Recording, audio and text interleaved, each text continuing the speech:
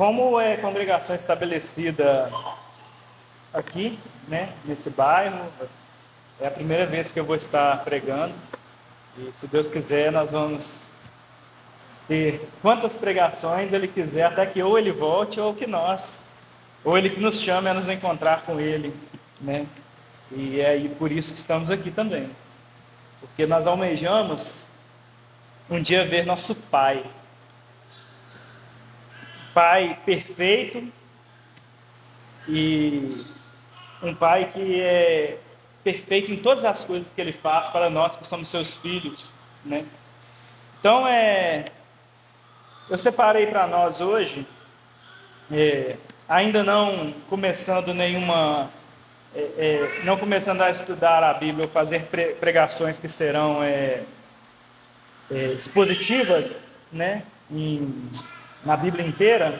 Eu separei um tema em João 3, versículo 1, e na verdade apenas a primeira parte do versículo. Nós vamos ler o versículo inteiro, mas vamos falar apenas sobre a primeira parte do versículo 1 da primeira epístola de João, né? Da primeira epístola de João. Então, 1 João 3, 1. 1 João 3, 1. Eu vou ler em duas versões.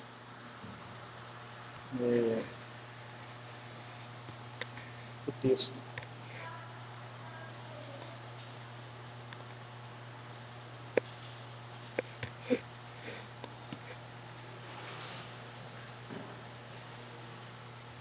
Amém? Vou ler o texto. Numa das versões diz assim: Vede que grande amor nos tem concedido o Pai, a ponto de sermos chamados filhos de Deus. E de fato, somos filhos de Deus. Por essa razão, o mundo não nos conhece, porquanto não conheceu a Ele mesmo. E na versão ACF diz assim: Vede que grande amor nos tem concedido o Pai, que fôssemos chamados filhos de Deus. Por isso o mundo não nos conhece, porque não o conhece a Ele. Irmãos, vamos orar mais uma vez, e a partir daí nós continuamos. Senhor, nós estamos diante de Ti, diante da Tua Palavra. Ó Pai, a preocupação é sempre essa, que a Tua Palavra seja pregada com fidelidade, e que a Tua Palavra, Senhor, seja exposta de maneira que os irmãos possam compreender e que os irmãos possam se arrepender e que os irmãos possam se alegrar e que todos os efeitos que a Tua Palavra, através do Espírito Santo, todos os efeitos que podem acontecer na vida de um cristão, aconteçam, Pai. Nós imploramos isso. Nós queremos, Senhor, sentirmos confrontados pela Tua Palavra, nós queremos nos sentir confortados pela Tua Palavra, nós queremos, Senhor, se sentir transformados e sermos, né, de fato transformados, a transformação verdadeira que o sentimento da transformação traz. Nós queremos, Senhor, conhecer Teu Filho, a imagem do Deus invisível, e nós queremos, Senhor, receber os dons do Espírito Santo, que o Espírito Santo concede através da Tua Palavra, fé que vem por conhecer a Tua Palavra. Senhor, a Tua Palavra, ela é aquilo que é o eixo central, Pai, que coordena todas as nossas vidas, ao qual nós estamos ligados, e que se formos desligados dele, nossa vida não faz sentido nenhum. Por isso, Senhor, nós queremos que a Tua Palavra aqui hoje, mais do que tudo, seja o ponto de ligação entre a nossa irmandade e entre a nossa filiação a Ti. Então, Senhor, nós imploramos que a Tua Palavra faça isso em nome de Jesus. Amém. Irmãos, na física, na ciência, né, existe um estudo avançado que fala a respeito de partículas, que fala a respeito de matéria e antimatéria. E basicamente, assim, antimatéria, ela é a matéria, só que ela ela é a matéria ao contrário, ela é inversa. Por exemplo, o átomo ele tem prótons, nêutrons e elétrons com suas cargas. A antimatéria, ela tem as mesmas coisas, só que com as cargas invertidas. Eu estou falando uma coisa leiga aqui, não estou entrando em nada científico mesmo. Os irmãos depois até pesquisam, é um tema muito interessante. Mas o ponto que eu quero chegar é que foi descoberto que a antimatéria, quando chega em contato com a matéria, elas se eliminam. Elas se eliminam numa explosão, né? Numa queima de energia gigantesca, superior a qualquer queima de energia que pode acontecer. Então, quando a matéria choca com a antimatéria, há uma queima.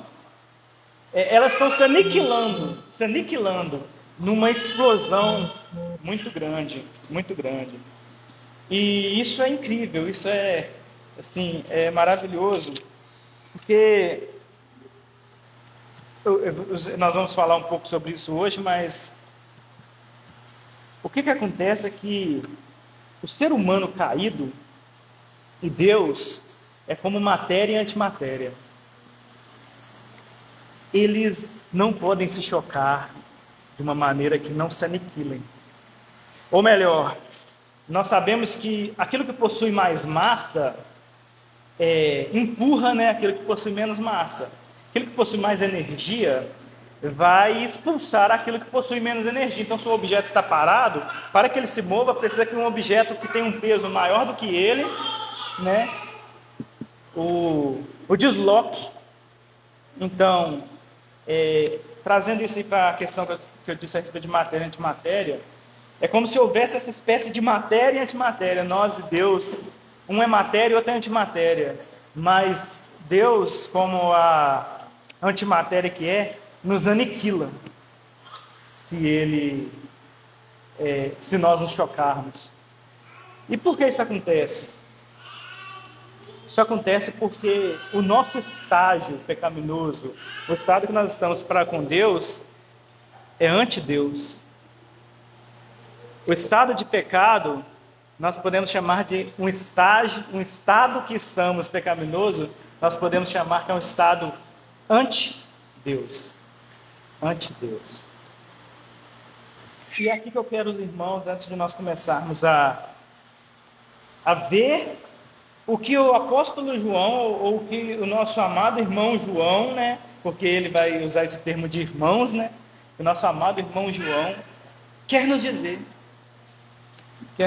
Então o texto começa dizendo assim: vede.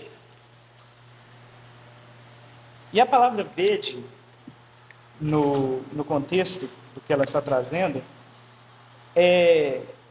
que vai conectar com grande, né? Mas vede, olhe, observe, atenção. O apóstolo João, ele está chamando você. A Bíblia, nós acabamos de falar sobre juramentos vãos, né? Usar o nome de Deus em vão. A Bíblia, não há uma palavra que seja vã. Nada. Tudo na Bíblia está ali por causa de um significado. Por isso a gente pode pegar esse pequeno versículo, essa pequena palavra nesse versículo, vede, e colocar um significado. Então o apóstolo João está te chamando a atenção. Tudo na Escritura, tudo que os apóstolos querem fazer, Paulo, Pedro, tudo também que Lucas, por exemplo, faz, é colocar sentido e trazer você para enxergar coisas muito grandes, mas compactadas, porque a Bíblia é compacta. Então você tem que descompactar. Então o apóstolo João está falando para você assim: olhe, atenção, observe. Irmãos, vocês, cristãos, não foram chamados para viver a vida como cristãos de maneira desleixada, sem atenção. Ele está dizendo, observe,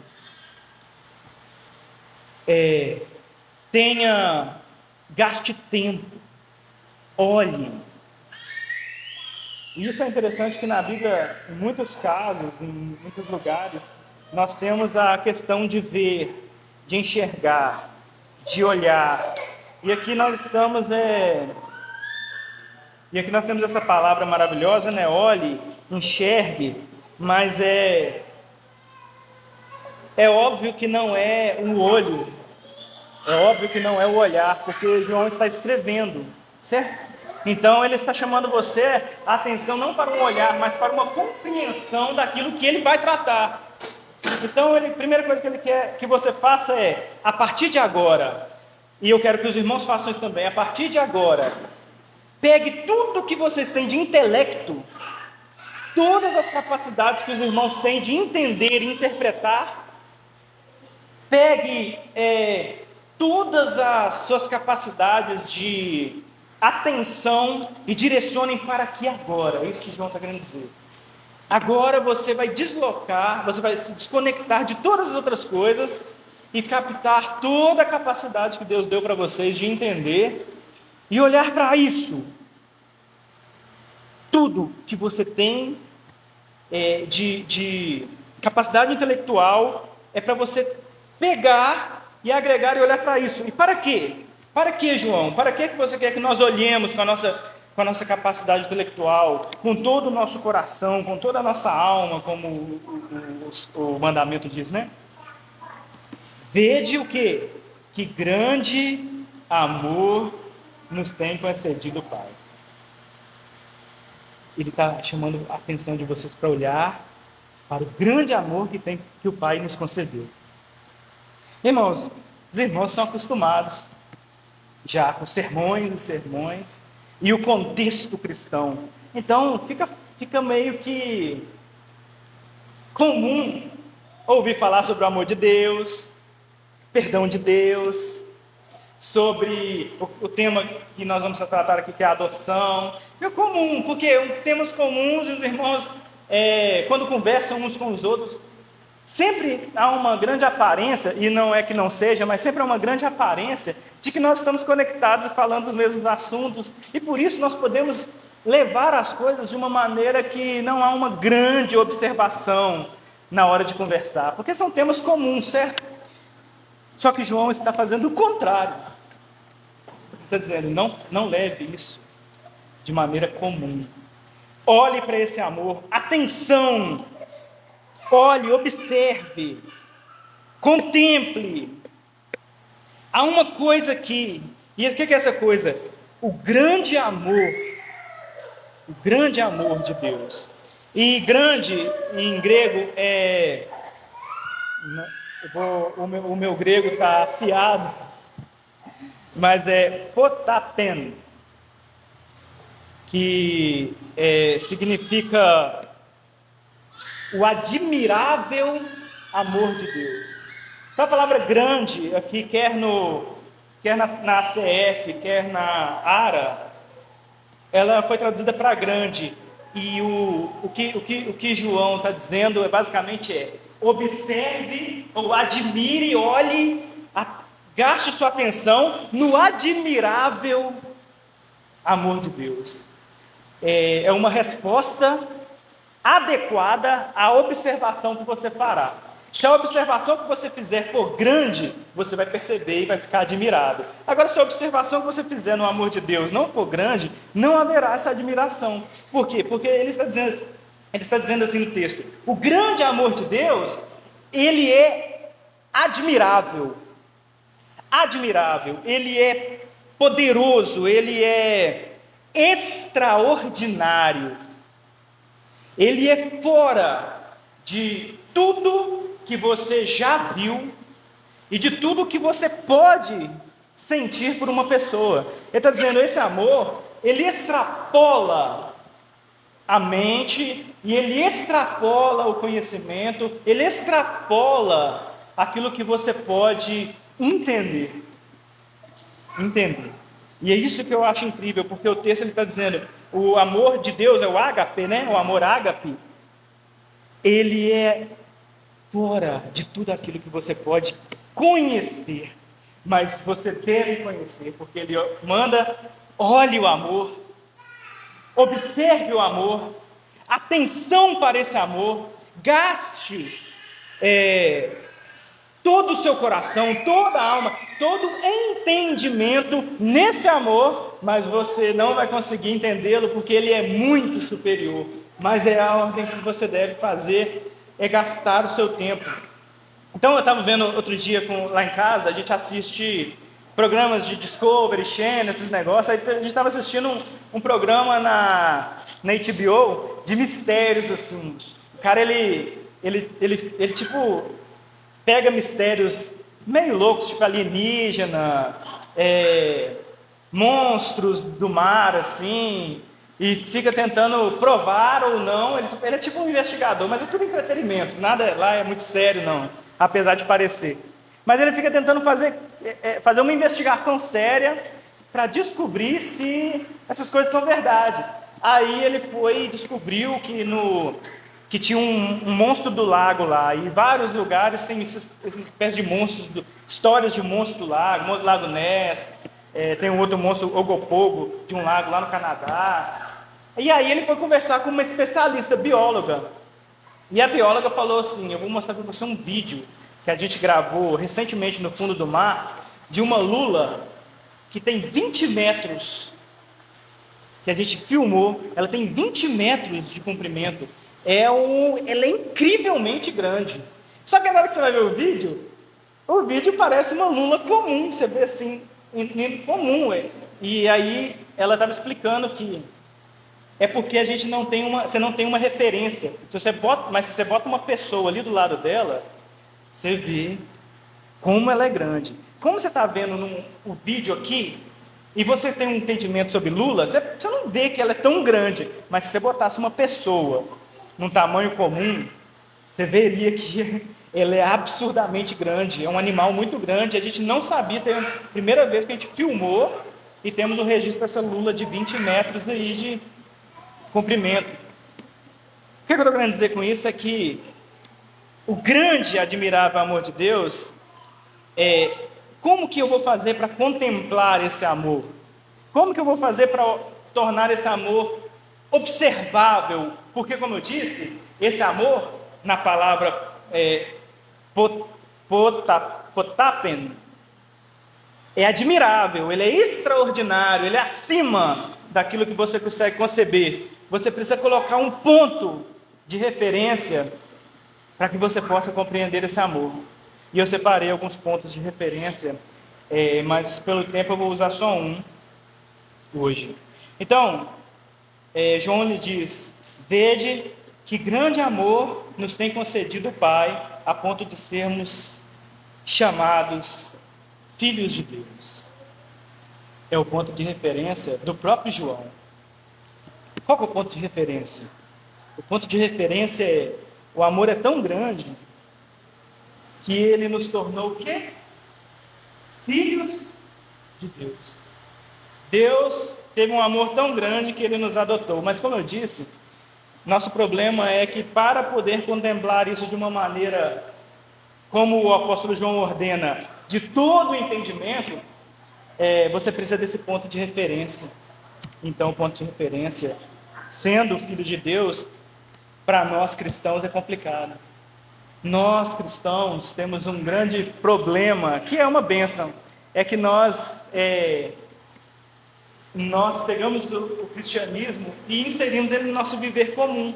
Então nós nos chamamos de irmãos, irmão Wesley, irmão Renato, minha esposa, minha irmã Lohane, certo? E isso é comum, irmão, meu irmão. E aí isso se vai se tornando comum, e às vezes até vão, né? Se torna uma palavra corriqueira, mas nós somos irmãos, e nós precisamos parar e observar o porquê nós somos irmãos. Então, irmãos, nesse grande início, esse convite de urgência, que é o objeto a ser contemplado, sendo o amor de Deus, vasto e lógico e surpreendente, o amor de Deus, esse amor potente, a pergunta central que você deve fazer, como eu disse, não como ponto de referência, mas a pergunta para obter um ponto de referência é: o que faz, ou o que existe nesse amor que é tão surpreendente? Então vamos ser leigos. O que o amor de Deus, o que tem no amor de Deus, o que há nesse amor, o que esse amor possui que é tão surpreendente que exige toda a nossa atenção? O que esse amor tem que causa tanto espanto? Espanto. Aí a questão é, o espanto ou seja, aquilo que é a qualidade inigualável desse amor, que é o que deve causar espanto, que nós fomos feitos filhos de Deus. E um amor natural, normal, do ser humano, ele se baseia em reciprocidade, muitas vezes, né? E o que acontece? Nós, majoritariamente, nós nos comunicamos em amor através de meritocracia, certo? Então é uma coisa meritória.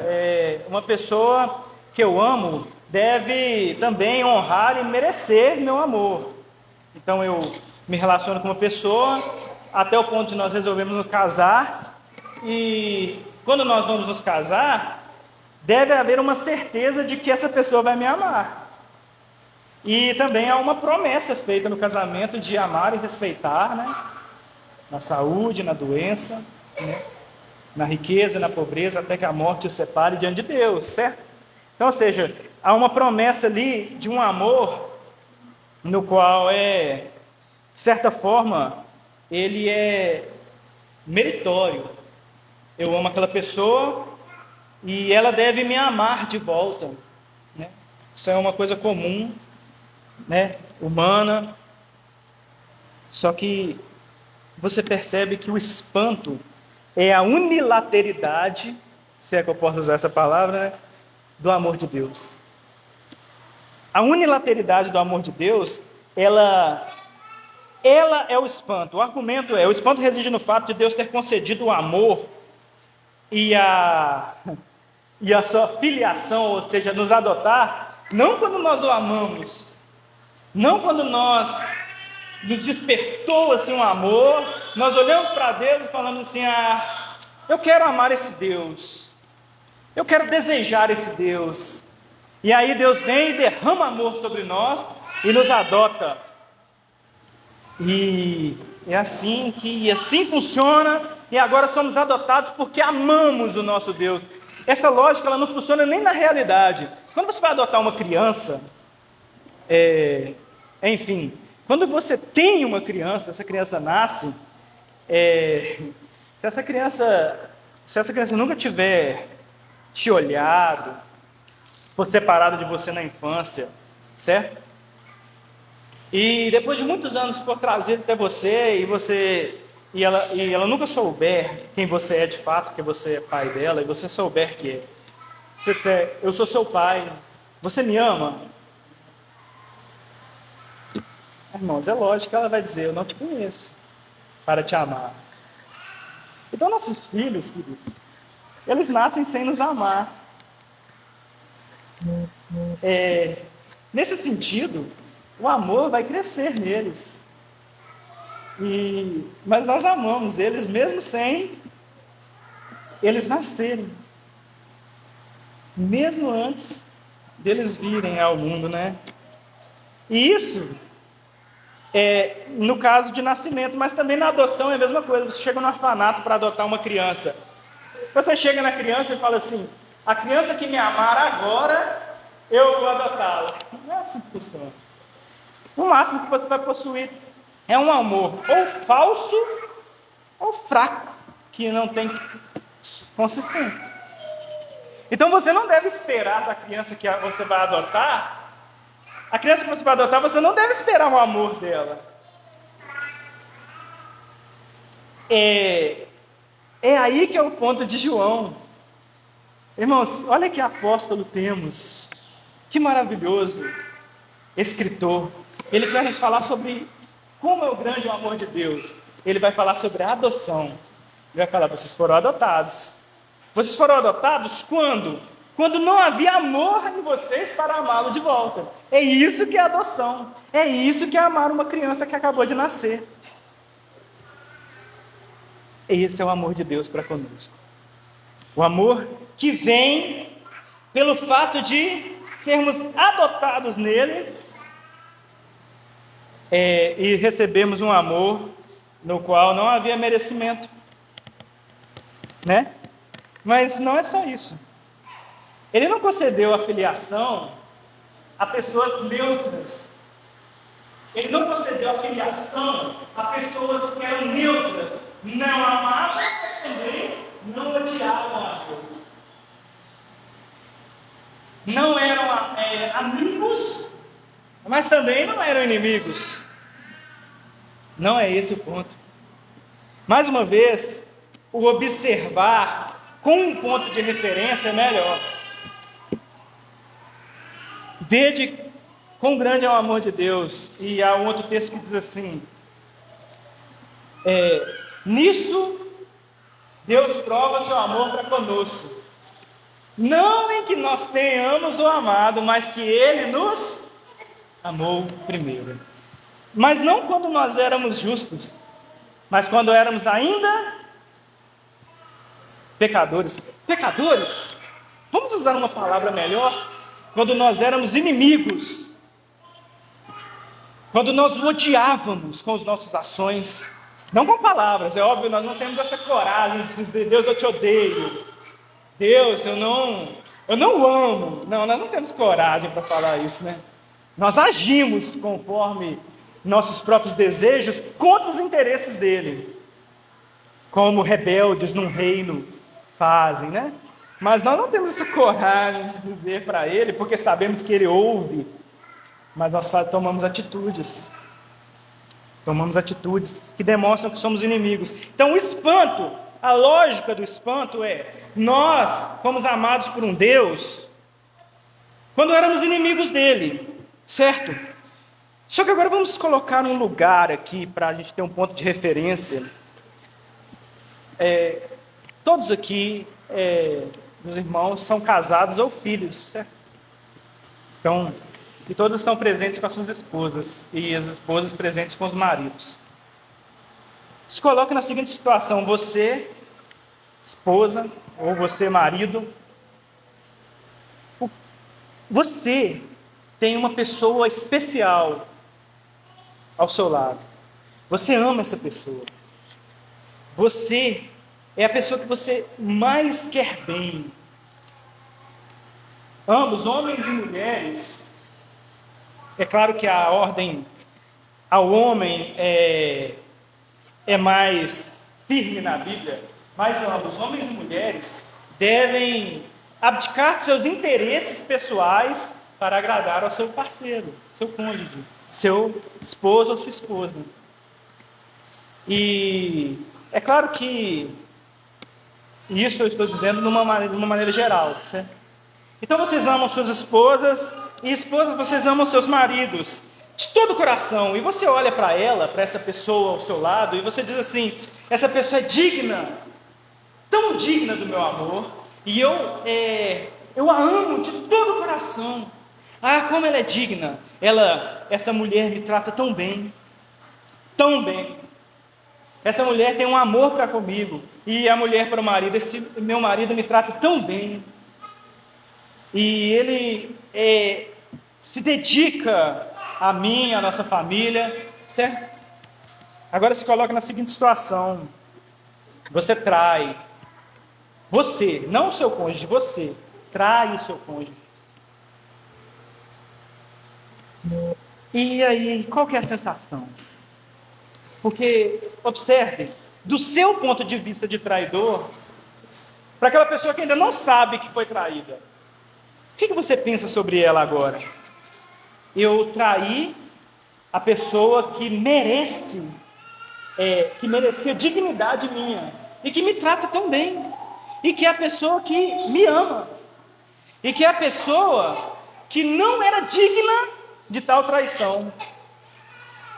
Então, num ponto de vista extremo e verdadeiro,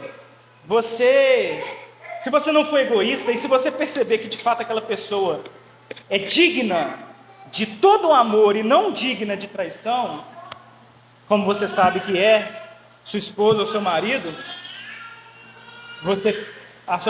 seu primeiro pensamento ou seu pensamento majoritário deveria ser: essa pessoa não me merece. Ela não me merece. Essa pessoa não merece a mim. Na verdade, eu sou o problema dessa pessoa.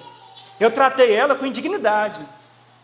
Essa pessoa, e aí a outra análise é: você deveria pensar, por que eu fiz isso? Essa pessoa merecia uma pessoa que nunca traiu. Por que tive que ser eu? Essa pessoa merecia um cônjuge que nunca tratasse mal, que nunca a ofendesse.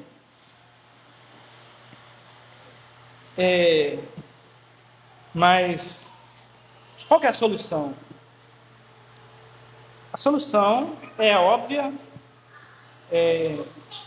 Eu não tenho como consertar essa situação, então eu devo separar, porque eu causei o mal que essa pessoa nunca mereceu.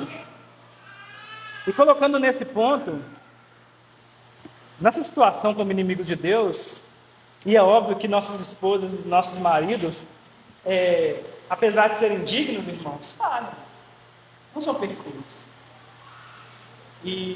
Então, se você é perdoado por esse seu cônjuge, qual que é esse sentimento? Esse sentimento, esse sentimento de indignidade se chama dissonância meritória. E apesar dele parecer ser um sentimento bom, assim, eu sou indigno do meu cônjuge agora, e ele deveria ter conseguido alguém melhor, e então você pede perdão e você deseja reparar o dano. Isso chama dissonância meritória. Você se sente pior porque o amor dela, quando te perdoa, impede você de pagar a dívida. Quando ela vira e fala assim: está perdoada, está perdoado, né? Ou quando ele vira e diz assim: você está perdoada. Como você vai pagar essa dívida agora? Você foi perdoado. E agora? Você só tem indignidade. O sentimento de indignidade. Dissonância meritória. Você desejava, de alguma forma, encontrar para pagar a dívida, porque aquela pessoa é especial, né? Ela é digna e você foi indigno, então você esperava se justificar. E nós estamos diante dela e não conseguimos pagar, agora ela é diante de Deus. Deus é infinitamente digno, infinitamente bom, infinitamente santo. Então a dissonância meritória em relação a Deus é completa. Como você vai pagar? Como você vai comprar a amizade de Deus sendo inimigos dele?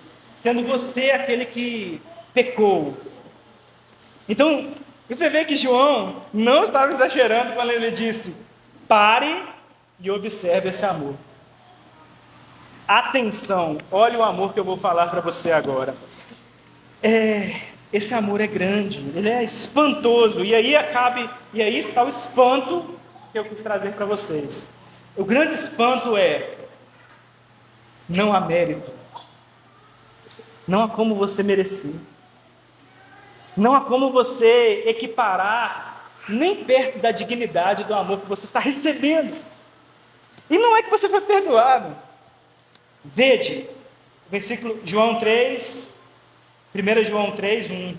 Vede que grande amor nos tem concedido o Pai, ao ponto de sermos chamados filhos de Deus.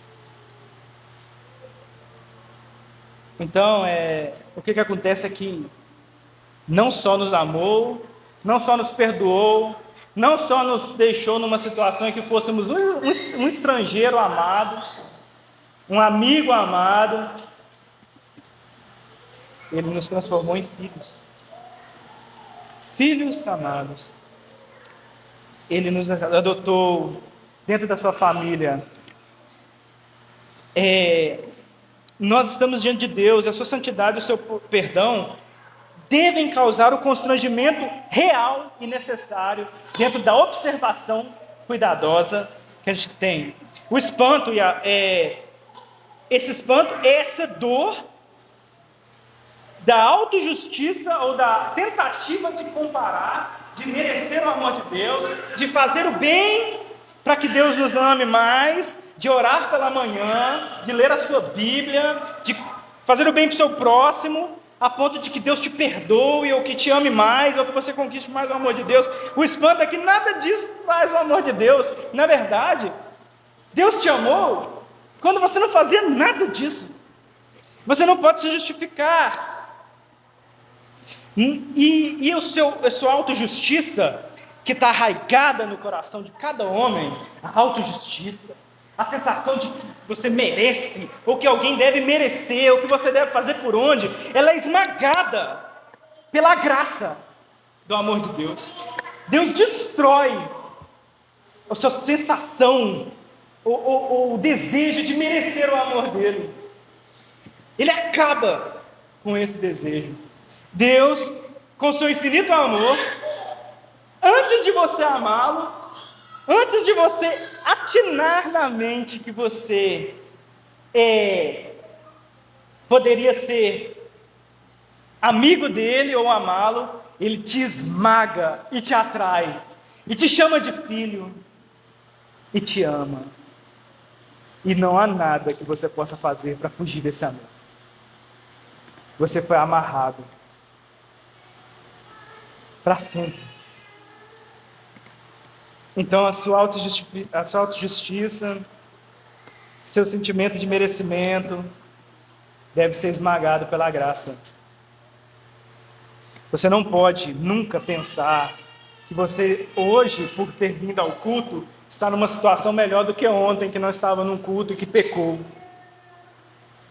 Você nunca pode pensar que o amor de Deus está como batimentos cardíacos, né? No painel que mede o batimento, né? Uma hora alto, outra hora baixo. Deus, Ele te amou, te fazendo filho para sempre, sem mérito, sem justiça própria que provinha de você, ou da lei, ou de qualquer coisa que você possa praticar. O presente que você recebeu, o amor de Deus, não é um sentimento passivo, né? Ou uma ação que está culminando no presente, ou seja, você fez uma ação e você recebeu o presente por causa da ação. O presente do amor de Deus é uma ação concedida, uma concessão de Deus.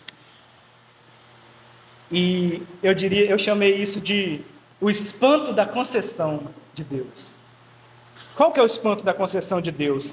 É que rapidamente nós passamos em 1/1000 de segundo de inimigos que odiavam Deus para filhos,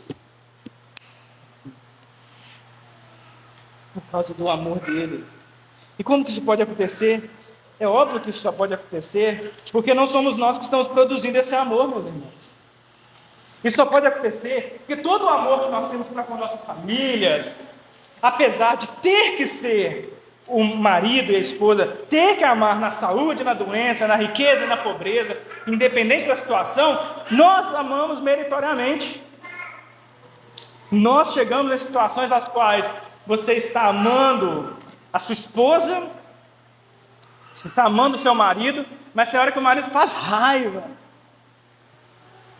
Então, não que o seu amor diminuiu, mas a vontade de estar próximo, talvez. Ou algum sentimento que seja contrário, acontece no relacionamento, certo? Discussões. Mas o amor de Deus é constante, porque Deus ele não é inconstante, né? Então o Pai tem concedido esse amor, ou seja, o espanto é que o ato soberano de concessão, o espanto da concessão é que passamos de 1/1000 de segundo de inimigos para amigos, ou seja, o Pai tem concedido a filiação, não um contrato, não uma promoção, não um ato de doação, simplesmente, mas ele fez uma aliança de sangue através de Jesus, para que em Jesus fôssemos feitos filhos de Deus. A nossa identidade, e eis o grande paradoxo, né? A nossa identidade é mudada não pela força de vontade produzida em nós, mas por algo que está externo a nós, que é o amor de Deus, né? A graça de Deus. Ou seja, em Deus nós acabamos de receber uma nova identidade. Então João diz assim: vede que grande amor nos tem concedido a concessão eterna o Pai, a ponto de sermos chamados filhos de Deus. E caminhando para o final, irmãos, uma percepção mais apurada deveria ser: eu era escravo do pecado. Na verdade, não é que eu não amava nada e odiava apenas a Deus. Era que eu amava tudo aquilo que era oposto a Deus, né? Eu me deleitava de amor pelo pecado, e então ele nos atraiu. Ele, num piscar de olhos, ele veio e explodiu. E então, lembrando o que a gente começou a falar, né? Nós éramos anti-Deus, matéria anti-Deus, como a matéria e a antimatéria se aniquilavam. Então, Deus veio se aproximando. Deus veio se aproximando. E o que nós esperávamos, de fato, o que deveríamos aguardar de maneira natural é que quando Deus, o ser que é anti-nós, ou melhor, nós que somos seres anti-Deus, né? Quando nos chocássemos, houvesse uma explosão e nós fôssemos aniquilados, certo? Mas acreditem, irmãos,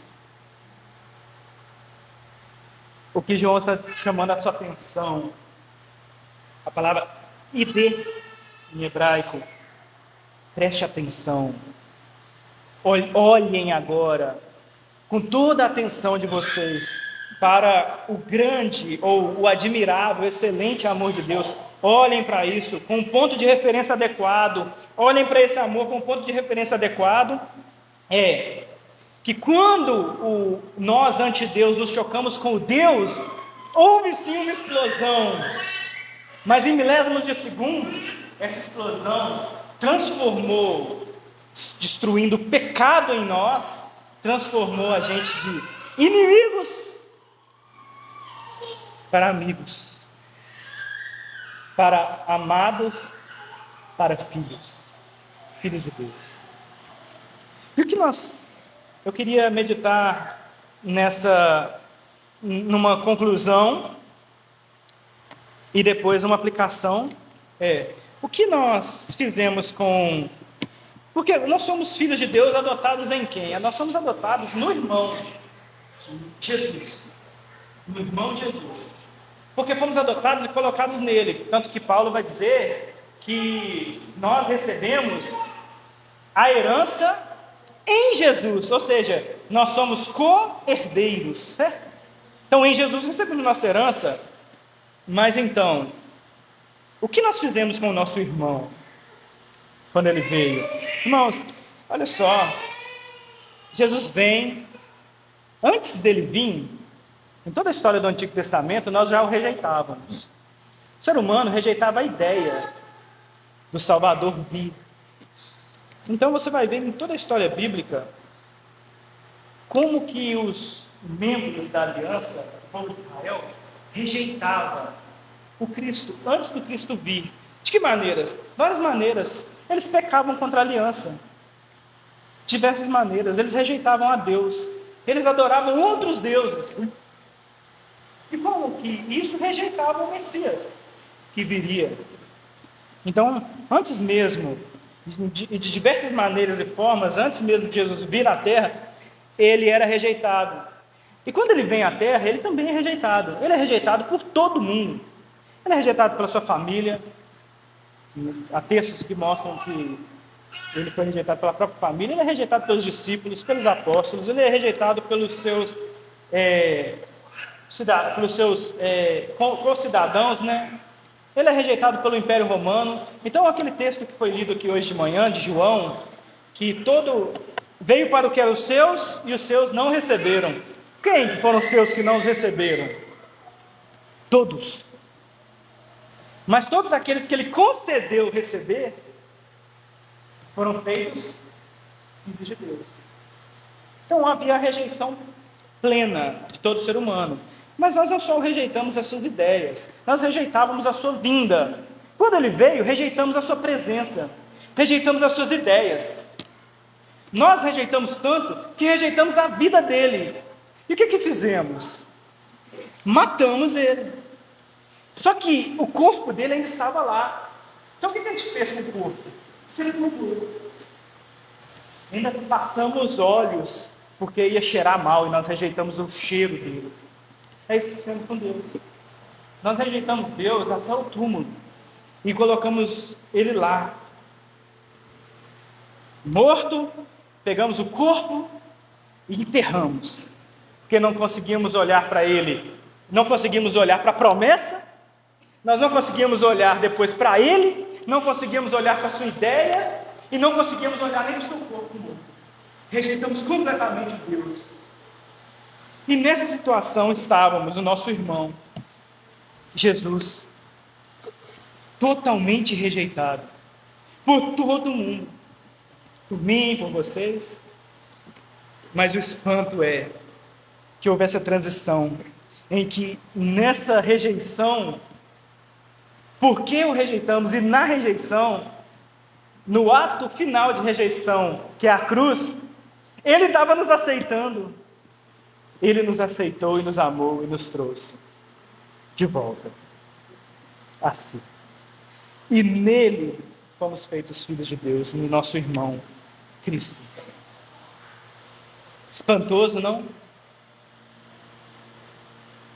Não há mérito mais. A sensação é de eu estou em débito eterno e sou amado completamente pelo meu Deus e meu Pai, adotado nele. Irmãos, então, e agora? A aplicação final é: viva como filho. É a única coisa que você deve fazer. E como se vive como filho? O seu pai, ou eu não sei como foi o pai de vocês, apesar de conhecer um pouco, né, do pai dos nossos irmãos, mas é pouco, eu não convivi, né? Eu não conheço os pais dos outros irmãos. A gente sempre espera que o nosso pai seja perfeito, mas não é, né? Pais falham, né? Pais tratam a gente mal, com indignidade. E muitas vezes isso gera nos corações de cada pessoa, talvez, um sentimento de que meu pai podia ter me tratado melhor. Ou, se um pai foi muito ruim mesmo, eu odeio pais. Eu odeio a ideia de pai. Pai, e tem muito isso hoje na cultura, né? Rejeitar a ideia paternal. Mas Deus é um pai perfeito. Olha o grande amor dele. Olha como ele nos amou. Então, se você teve uma má experiência com seu pai,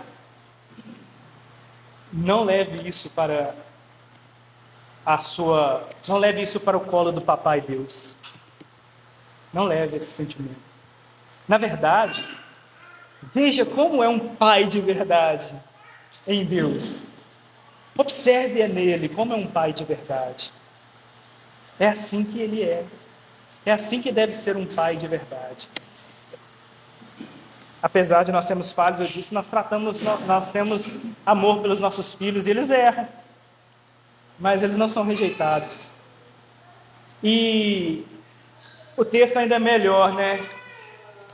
A Bíblia diz assim: uma mãe pode rejeitar o filho? Ainda que possa, Deus diz: eu não rejeitarei vocês. Irmãos, vivam como filhos desse Pai, não como filhos do Pai que vocês imaginam, ou que foi transmitido na mente de vocês através do Pai que vocês tiveram, do exemplo de Pai que vocês tiveram. Aniquilem esse exemplo. Mas tendo o exemplo verdadeiro, ou melhor, tendo a ideia real do que é um Pai, em Cristo, em Deus, né? Em Cristo não, em Deus, Pai. Saibam como é um Pai. Sentem no colo do Pai. Contem para o Pai os seus problemas. Abracem o Pai e amem Ele. Em Cristo. Em Cristo. E esse é o espanto do amor de Deus que João queria trazer para nós. Vede que grande amor nos tem concedido o Pai, a ponto de sermos chamados filhos de Deus. Vamos orar? Santo Deus e Pai, obrigado, Pai, por esse dia, por podermos reunir para congregar, irmãos em Ti. Obrigado, Senhor. Obrigado pela adoção. Obrigado, Senhor, pela redenção na adoção. Obrigado, Senhor, porque como inimigos esperávamos o pior. Ou talvez esperávamos, Senhor, receber apenas um perdão real e não sermos mais inimigos. Mas que rei é esse, glorioso Deus, que quando chegou a nós o perdão real, ele veio nas mãos do próprio Filho de Deus. E lá estava escrito: somos agora filhos do Filho de Deus. Somos filhos de Deus, filhos de Deus, em Cristo Jesus, em Cristo Jesus. Ó Deus, nós não esperávamos isso. Olha que grande e maravilhoso mistério que nos foi concedido, sermos filhos do Senhor, para sempre, em Cristo Jesus. Obrigado, Pai. Nos perdoe por todas as nossas falhas como filhos, e recebe-nos no seu colo paternal, mais uma vez nesse dia, para a glória do Senhor, em nome de Jesus. Amém, amém, irmãos.